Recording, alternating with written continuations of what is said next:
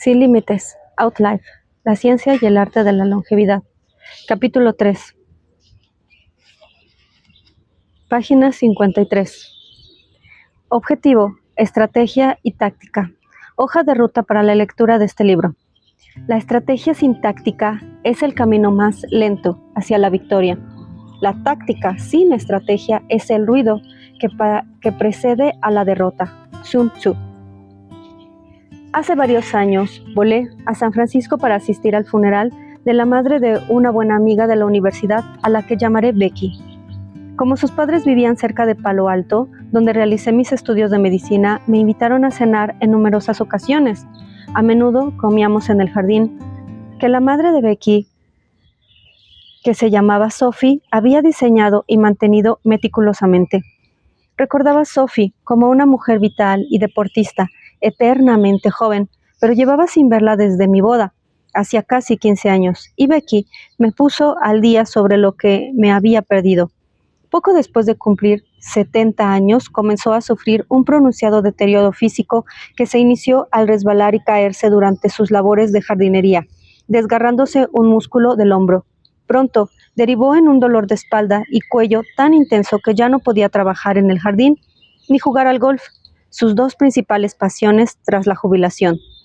Se quedaba sentada en casa, deprimida, y en los 2 últimos años de vida empezó a padecer demencia, antes de fallecer de una infección respiratoria a los 83 años. En su funeral, todos los allí presentes coincidían en que era una bendición que no hubiera tenido que padecer ese estado de demencia durante mucho tiempo, mientras que yo, sentado en el banco de la iglesia, reflexionaba sobre cómo el hecho de que había pasado el último decenio de su vida sin poder practicar ninguna de sus actividades favoritas a causa de ese dolor incapacitante. Nadie lo mencionó, pero aunque estábamos reunidos para llorar su muerte biológica, lo que más me entristecía era que no hubiera podido disfrutar feliz de sus últimos años. A menudo hablo de esta mujer con mis pacientes, no porque su historia sea inusual, sino porque es tristemente típica. Todos hemos visto a nuestros padres, abuelos, cónyuges o amigos pasar por calvarios similares, y lo triste es que casi damos por sentado que cuando seamos mayores nos va a ocurrir lo mismo. Y, aún sabiéndolo, relativamente pocos de nosotros tomamos medidas que puedan ayudarnos a cambiar ese destino.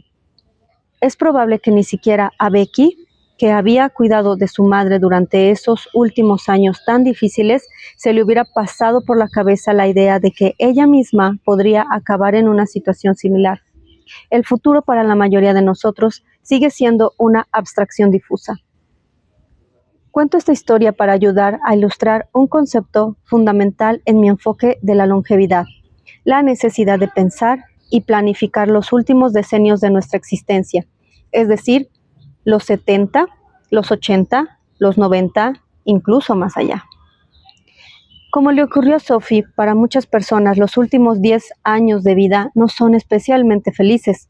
Suelen padecer una o varias de las enfermedades de los jinetes, así como los efectos de los tratamientos que precisan. Sus capacidades cognitivas y físicas pueden debilitarse o desaparecer. Por lo general, son incapaces de practicar las actividades con las que antes tanto disfrutaban, ya sea trabajar en el jardín, jugar al ajedrez, montar en bicicleta o cualquier otra cosa que les alegraba la vida. Yo llamo a esto el decenio de segunda, y para muchos, si no para la mayoría, es un periodo de merma y limitación. Siempre pido a mis pacientes que diseñen un futuro alternativo para sí mismos. Les pregunto qué desean hacer en sus últimos decenios y qué planes tienen para lo que les queda de vida. Cada persona tiene una respuesta ligeramente distinta. Hay quienes quieren viajar, seguir jugando al golf o haciendo senderismo, o quienes simplemente desean poder jugar con sus nietos y bisnietos. Mi primera prioridad. El objetivo de este ejercicio es doble. En primer lugar, los obliga a centrarse en su propio final, algo en lo que la mayoría de nosotros preferimos no pensar. Los economistas lo denominan descuento hiperbólico. La tendencia natural de las personas a escoger la gratificación inmediata antes que las posibles ganancias futuras, en especial si esas ganancias implican realizar un esfuerzo. En segundo lugar, subraya la importancia de la longevidad saludable. Si Becky quiere disfrutar de una vida sana y gratificante en sus últimos años y no repetir el destino de su madre, tendrá que mantener y, con suerte, mejorar su actividad física y cognitiva cada decenio de aquí en adelante. De lo contrario, la atracción gravitatoria del envejecimiento hará de las suyas y sufrirá el mismo deterioro que su progenitora. Como buen matemático, me gusta visualizar la duración de la vida y la longevidad saludable a partir de una función matemática, como la que muestra la figura 2. Uno de los muchos gráficos que suelo trazar para mis pacientes. El eje horizontal o eje de abscisas del gráfico representa la duración de la vida, cuánto vivirán, mientras que el eje vertical o eje de ordenadas representa una especie de suma total de la vida de la actividad física y cognitiva de las dos dimensiones de la longevidad saludable que dependen de la edad. Obviamente, esto no es del todo cuantificable, se trata de una simplificación. La línea negra representa la trayectoria natural de la vida. Se nace en el momento cero y a efectos de nuestro diagrama diremos que la salud física y cognitiva empiezan al 100%. Nos mantenemos relativamente fuertes hasta el quinto decenio de vida, momento en el que es probable que la salud física y cognitiva comiencen a deteriorarse de manera gradual, pero constante hasta que finalmente fallecemos. Longevidad saludable 0. A los 60 o 70 y pocos años, esto habría sido la duración de la vida más común de un cazador, recolector o de un miembro de una tribu agraria primitiva, siempre que se hubiera librado de una muerte prematura por una enfermedad infecciosa u otra calamidad. Fijémonos ahora en la evolución de una vida moderna típica, representada por la línea discontinua de rayas cortas del gráfico, marcada como MED 2.0. Se vive un poco más gracias a la relativa comodidad y seguridad de la vida moderna, pero en la mediana edad se empieza a notar gradualmente algunos cambios. Perdemos parte de la fuerza y la resistencia que teníamos en la juventud. Es posible que de vez en cuando olvidemos contraseñas, nombres de personas que conocemos o de actores de películas que hayamos visto hace mucho tiempo. A nuestros amigos y conocidos empiezan a diagnosticarles cáncer, enfermedades cardiovasculares y otras afecciones relacionadas como hipertensión y diabetes o prediabetes. Y asistimos a funerales con compañeros del colegio.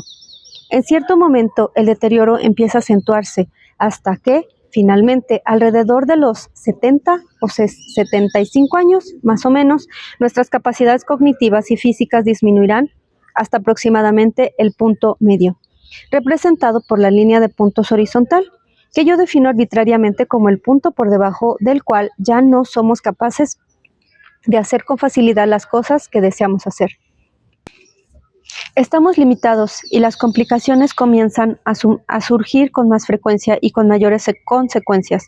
No es lo mismo romperse el fémur en un accidente de esquí cuando se tienen 40 años y aún se es fuerte y resistente que rompérselo al caer de un bordillo con 75, estando ya al 25% de capacidad. Al mismo tiempo, el riesgo de padecer una enfermedad crónica aumenta exponencialmente.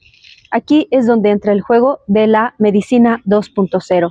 Tratamos la cardiopatía, el cáncer o cualquier otra enfermedad prolongando la vida unos meses o años, si se tiene suerte.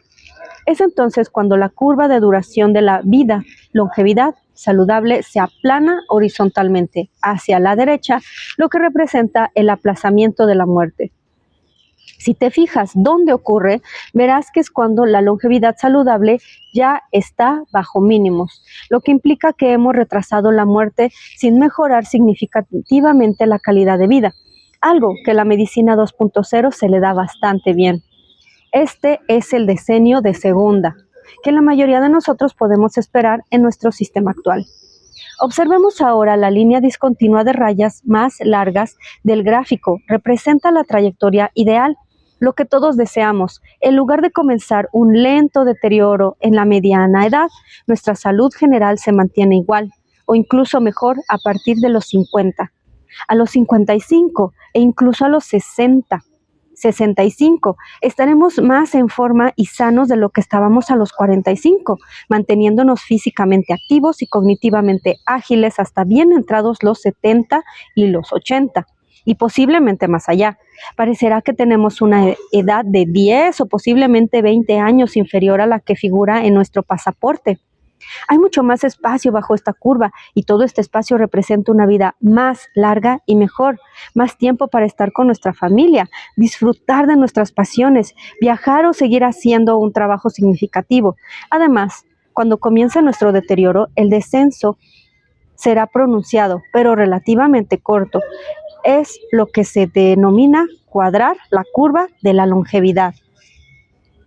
En este escenario vivimos más y mejor durante más tiempo. Superamos nuestras esperanzas de vida y también las expectativas de la sociedad sobre la vida en la tercera edad, en lugar de un pésimo decenio de segunda. Disfrutamos más bien de un decenio de primera, que pueden ser varios, en los que prosperamos en todos los sentidos. Este es nuestro objetivo, retrasar la muerte y aprovechar al máximo estos años.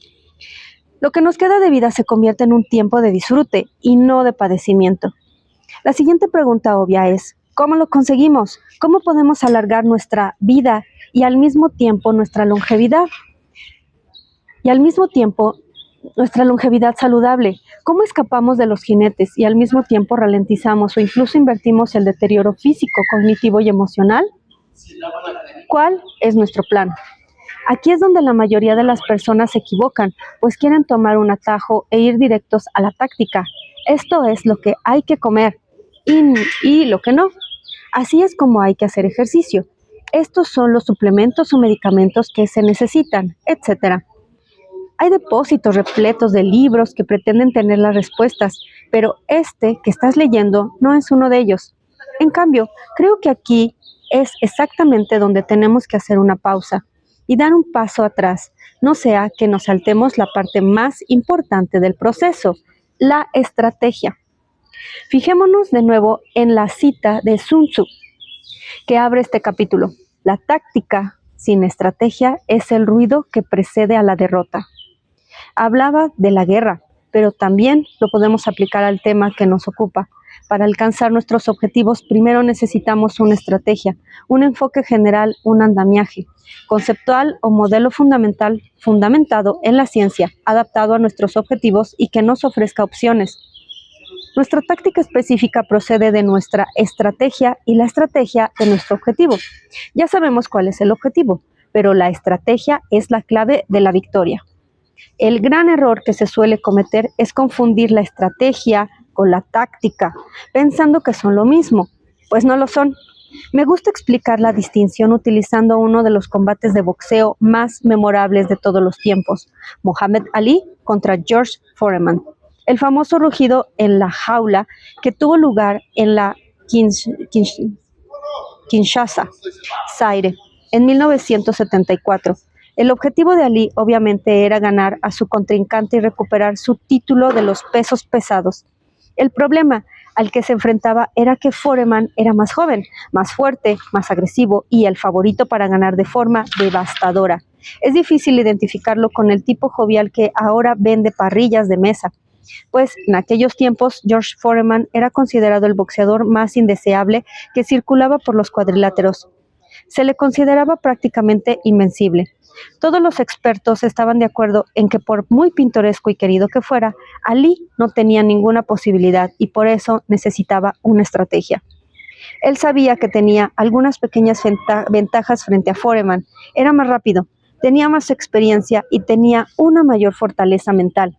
También sabía que su contrincante era impulsivo y propenso a la ira.